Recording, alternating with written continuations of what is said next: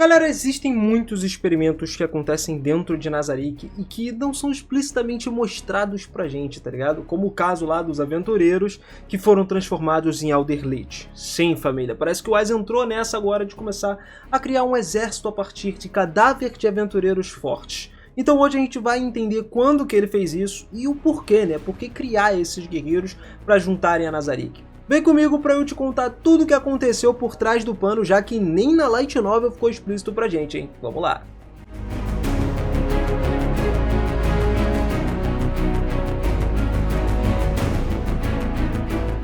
Fala, seus otakus! Beleza? Eu sou o Binas e sejam muito bem-vindos a mais um videozão aqui do canal. E olha só, galera, não é surpresa pra ninguém, meus amigos, de que gente poderosa do lado de Nazarick é o que o Ainz mais quer. Não é à toa que ele convocou lá o Gazef, né, na época que eles iam lutar juntos, ele falou, pô, tu não quer vir pra Nazarick e tal? É um exemplo perfeito pra estar do lado do Ainz. E transformar pessoas também não é uma novidade grande. A Renner é o exemplo disso, ela não virou uma imp lá, só que agora a gente tá falando do Yggdrasil, mano, um outro cara que foi transformado num Elder Lich e lutou contra os Homens Lagarto fazendo parte do exército do Cork-Utos. Pois é, só que antes da gente começar essa história, bora entender de fato o que são os Elder Lich, pra você saber o que ele virou, tá? Ao contrário dos mortos-vivos normais, cara, um Elder Lich, ele mantém a inteligência e é do tipo mais disposto a negociar, criar laços com os seres vivos de fato. Portanto, ele é capaz de ter pensamentos mais complexos e muito mais perigosos do que os outros mortos-vivos. Como usuário de magia, eles são muito mais adequados para comandar exércitos de mortos-vivos no nível inferior e também atacar de longe, né? Dar cara a cara na luta não é muito a praia deles, não. A classificação mais alta conhecida dos mortos-vivos que eles podem invocar, porque os Elder Lich podem invocar mortos-vivos, é a quarta camada. Como um Magic Caster também, a fonte de mana do Elder Lich vem direto do poder da energia negativa. E à medida que os Elder Lich sobem de nível, porque é possível isso acontecer, eles ganham mais habilidades ali. E quando os mortos-vivos tocam alguém, causam dano de energia negativa. No entanto, por conta da falta de estatísticas e das habilidades físicas, eles são pouco considerados adequados ali para um combate corpo a corpo, então é muito difícil isso acontecer, apesar de eles terem essa habilidade. Por outro lado, tinha muitos tipos diferentes de Elder Lich também que existem, tá? Isso inclui o Elder Lich Iguva 41, que o Ainz conseguiu invocar, que estava só no nível 22 e veio direto do cadáver de Yggdrasil, mano. Então saca só, mesmo que o Elder Lich, que trabalhava lá no Azurbanipal, que é a biblioteca de Nazarick, fossem apelidados de falsificadores brancos, eles estavam só no nível 30, e eles eram classificados ali em segundo lugar na família dos Elder Lich. Agora, de fato, indo para a história para vocês entenderem o que o Ainz fez. Tudo começou com ele lá do lado da Narberal, se disfarçando como um aventureiro com o pseudônimo Momon, cara. Momon e Nabi foram lá para Errantel, eles se infiltraram na cidade, justamente se registrando na guilda de aventureiros ali como classe cobre, que seria a classe mais baixa que tem. Quando eles fizeram isso, eles se infiltraram na cidade fortaleza de Errantel para reunir o máximo de informações adicionais por causa dos eventos que tinham acontecido lá na Vila de Carne, tá ligado? Em Carne Village. O Ainz sabia relativamente pouco sobre as nações, sobre a sociedade desse novo mundo. Pô, ele só tava ali há, sei lá, algumas dezenas de horas, alguns dias. O conhecimento dele limitado, principalmente os que os moradores de Carne Village tinham, que podia compartilhar com ele, também, mano, não adiantava muito, não era suficiente para dar uma imagem clara da situação que a Nazarick estava enfrentando agora. Portanto, no final das contas, a infiltração lá na sociedade humana era mais do que necessária. Além disso, cara, ele queria construir muito uma reputação de herói. Enquanto ele estava disfarçado como Momon, o aventureiro lá, ele planejava, eventualmente, em algum momento da história, ele revelar a verdadeira identidade. Chegar falando, tipo, pô, mano, eu sou um morto-vivo, mas eu também sou um herói. Tudo bem que tudo mudou com a aparição do ator de Pandora se tornando o Ainz e o Momon se tornando amigo do Ainz ali, para eles compartilharem, podendo dizer que um morto-vivo e um herói poderiam trabalhar juntos. Top, isso daí já foi uma mudança significativa. E tipo assim, ele quis dizer que ele não representava uma ameaça para a humanidade como o Momon. Na verdade, ele era um aliado, e o Ainz também mostrando isso, né? Em outras palavras, basicamente ele queria usar a posição dele na aparentemente neutra guilda de aventureiros para os seus próprios propósitos e fins no final das contas. Ele não era o único com essas intenções também, tá? Tinha outras pessoas que faziam isso. Oficialmente, na verdade, a guilda de aventureiros, que foi fundada pela Teocracia Slane, tinha como objetivo unir todos os humanos na luta contra os monstros desse novo mundo, por conta de tudo que aconteceu, que no passado os 6 grandes deuses que vieram para esse mundo lutavam e destruíram grande parte dos monstros. Só que devido a uma população fanática ali, composta por movimentos religiosos e tal, a teocracia acabou sendo incapaz de unir a humanidade ali militarmente e colocar eles sob o seu domínio. Um outro exemplo disso é o estado de Conselho de Argant, que é dominado pelos dragões anciãos lá, e eles, literalmente os humanos que vivem lá, não estão nem aí para a teocracia Slane. Mesmo se eles tentassem fazer qualquer coisa, a teocracia, né, e de fato fossem bem-sucedidos, as coisas não seriam tão simples assim. Só que ali foi aonde o Ainz começou a perceber que existiam cobaias perfeitas para alguns experimentos que ele pretendia fazer, dentro de Erantel, né? E aí é que nós vimos o ataque à tumba de Nazarick acontecer, você lembra disso? Pois é, o Ainz ele retornou para Nazarick, reunindo todos os NPCs personalizados na Sala do Trono, para que eles pudessem conceder as honras ali para cada um dos NPCs pela operação bem sucedida em Restiz, porque eles tinham se filtrado lá, o Sebas foi para lá, todo aquele papo, né, que a gente viu acontecer lá dentro. Depois de ouvir o plano do Demiurgo lá, ele finalmente percebeu, o Ainz, né, que os Guardiões de Andar estavam tentando dominar o mundo sem o conhecimento dele. Aquele papo engraçado entre Ainz e Demiurgos. Então ele não tinha escolha. Ele começou a seguir o plano da dominação mundial. Seguindo a sugestão do Demiurgos, ele deveria fazer o quê? Encontrar um país que reconhecesse a nova nação dele.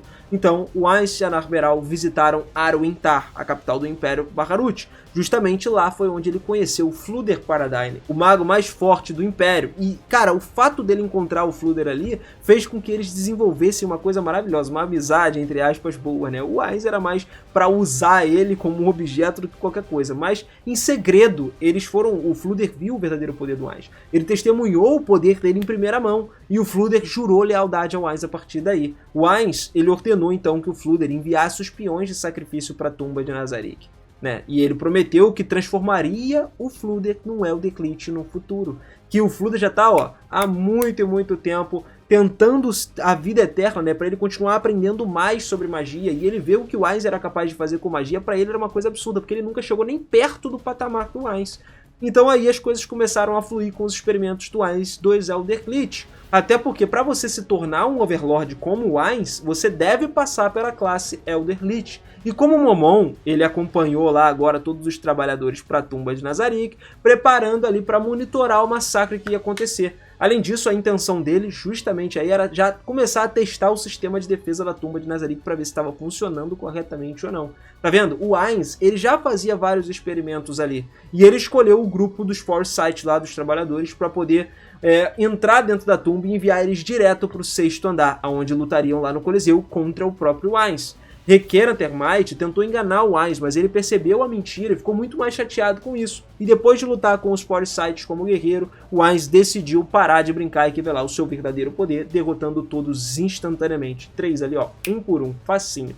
E olha só, mesmo que os membros do Foresight conseguissem deixar a Ark fugir, cara, ir na frente deles e tal, a tentativa de escapar dela foi sem sucesso, porque o Ainz chegou e falou pra Shallter ir atrás dela, a Shallter foi, perseguiu e acabou matando ela, tendo uma morte rápida e indolor. Pelo menos isso era o que o Ainz tinha falado pra acontecer, né? Porque, olha só, tem algumas teorias dizendo que a Shallter transformou ela numa das suas mulheres vampiras pessoais, né? Que ela usa lá pra dormir com ela, enfim, essas coisas todas. Mas o Ainz, nessa hora, foi convencido também pela Albedo, né, a formar uma unidade secreta para procurar qualquer possível membro da guilda encontrado nesse novo mundo, permitindo a Albedo assumir o controle sem que os outros guardiões soubessem ou percebessem disso.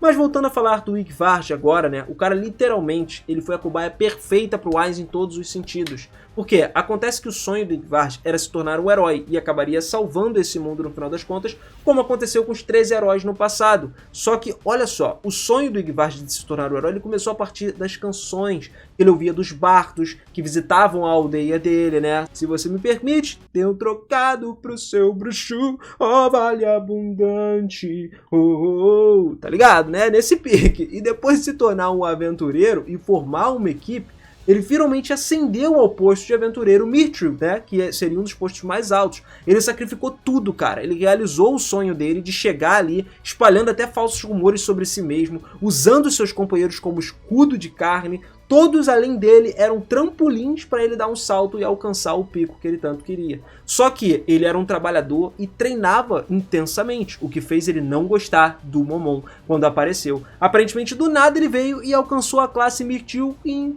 uma aventura só que ele fez, entendeu? E isso abalou profundamente o Yggdrasil, mano. Por quê? Porque o Momon tomou a atenção de Errantel de uma forma absurda. O negócio é que você começar a ascender para um aventureiro de alto escalão, você começa a ser cada vez mais reconhecido. O Yggdrasil era um dos poucos que conseguiram chegar no escalão de Mithril de Errantel. Porém, ele foi reduzido a um mero nada por causa da aparição do Momon. Pô, todas as mulheres falando do Momon, todos os bares que tu ia falando do Momon, a guilda inteira conhecia o Momon. Por isso, depois que o Yggdrasil foi convidado ali para uma reunião, né, onde todas as equipes de aventureiros de Mithril de Errantel foram convidados para poder discutir a aparição daquele Ronio Penioco, né, o vampiro que apareceu, que eles chamavam assim, mas no caso era Shouter. E lá na reunião, ele imediatamente não gostou do Ainz, tentou provocar o Momon, questionando a habilidade dele como aventureiro de Mithril e tudo mais. E cara, envolvido pelo seu próprio orgulho e o ressentimento em relação ao Momon, ele escolheu acompanhar o Momon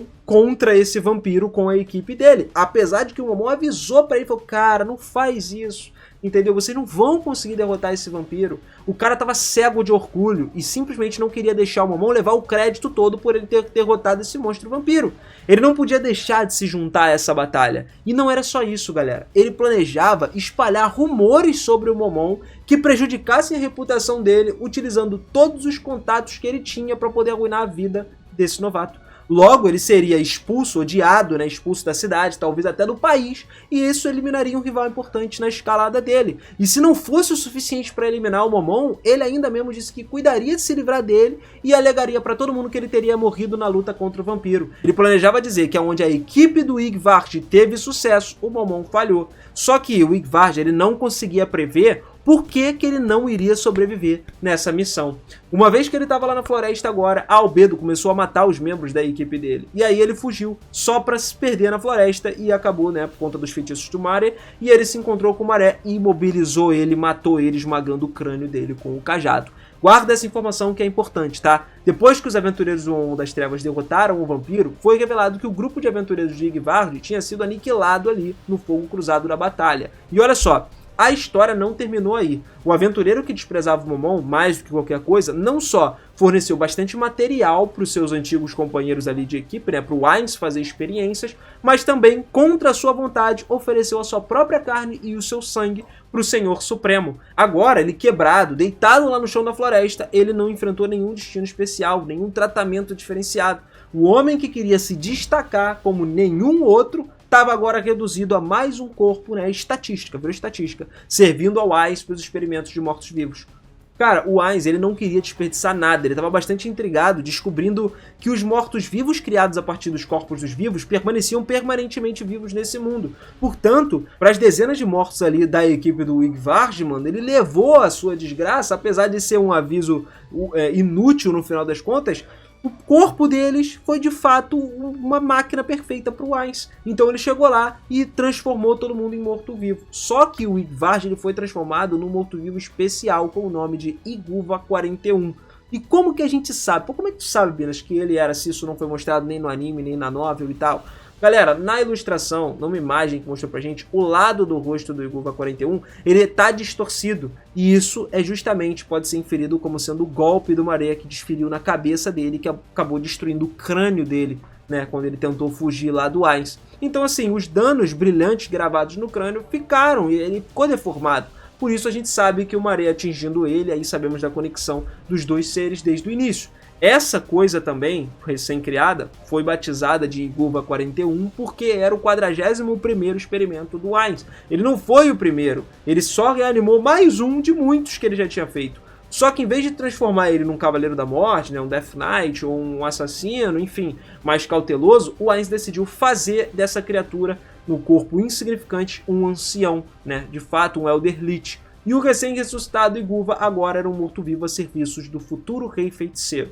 Só que a sua essência, a alma dele, os sonhos dele, os desejos, morreram junto com a carne humana dele. Agora, ele era literalmente tinha a carne feita de energia dos mortos-vivos, e a energia do Overlord morto-vivo ansiava por nada mais do que servir ao Ainz. O aventureiro Yggdrasil, agora transformado em Iguva 41, se tornou um servo direto do Ainz, mas também, mesmo assim, ele não durou muito tempo. Sabe por quê? 8 dias depois, lá no início da Batalha dos Homens Lagarto, né, e os Mortos-Vivos, ele foi mantido de reserva e com as instruções do Ainz, depois que os Homens Lagarto destruíram o exército de Mortos-Vivos do Coctus, ele foi enviado ali como comandante do exército, autorizado a fazer a implantação no campo de batalha. Depois de uma batalha muito prolongada, o Homem-Lagarto, atingido ali pelos feitiços do Elder Glitch, ele se envolveu mais uma vez com a habilidade especial da Frost Pain dele, criando uma névoa espessa fria e atacando o meio cego do nosso querido Elder Glitch. Esse golpe cravou a espada no olho dele, na cabeça do Iguva 41, acabando com ele de uma vez por todas. Só que antes de finalmente morrer, o Iguva 41 ele implorou por perdão. Ele implorou ao seu criador, o Ainz, por não ter conseguido derrotar os Homens Lagarto. Como o Andarilho, que sempre teve a margem da estrutura tradicional da Sociedade dos Homens Lagartos, que foi o cara que derrotou ele, o Shasha, né? Ele foi quem uniu a vila dos Homens Lagarto por uma causa em comum e heroicamente defendeu a terra dele unida contra o coração dos mortos-vivos do primeiro exército do Rei Feiticeiro. Ele usou todas as suas últimas forças para derrubar o general dos 5.000 homens daquele exército, cara. E aí, cara, o Shasha fazendo isso, ele se tornou o que o Yggdrasil sempre quis ser. Um verdadeiro herói admirado por todo o povo dele, assim como os 3 heróis que derrotaram os deuses das trevas. O Shasha, ele defendeu o povo do exército morto-vivo. Enquanto isso, o ancião Iguva, agora, né, em vez de se tornar um mesmo herói, ele morreu na segunda morte dele como um vilão da história mais uma vez. Nos seus últimos momentos, inclusive, de consciência, antes da sua existência terminar, né, pela segunda vez, ele começou a ter vários pensamentos que foram direto para o Ainz, o senhor que tão gentilmente criou quem ele era agora, e ele também estava amargamente decepcionado pelo fracasso do Iguva nesse momento. Então, nos últimos momentos, ficou claro que, de fato, ele amava o Ainz por conta da criação dele agora. Mas amar não quer dizer que ele era uma pessoa do bem, né? Desde o início ele já não era. Acho que ele sucumbiu ao mal e seria sucumbido naturalmente por ser quem ele era. Bom, eu espero que você tenha entendido e acompanhado direitinho agora uma coisa que não foi explicada nem na Light Novel, hein, cara? Pô, eu conto com você. Se você quiser saber sobre mais curiosidades de Overlord como essa, se inscreve no canal, ativa o sininho e deixa também sua curiosidade nos comentários. Vai que eu dou uma pesquisada aqui, acho alguma coisa bacana, me lembro de alguma coisa que você não saiba, ou a maioria não sabe, e a gente troca mais ideia aqui no canal, beleza? Tamo junto sempre, família, muito obrigado por mais uma força, por mais um vídeo, beijo no coração, e eu te vejo no próximo vídeo. Até mais, hein? Valeu!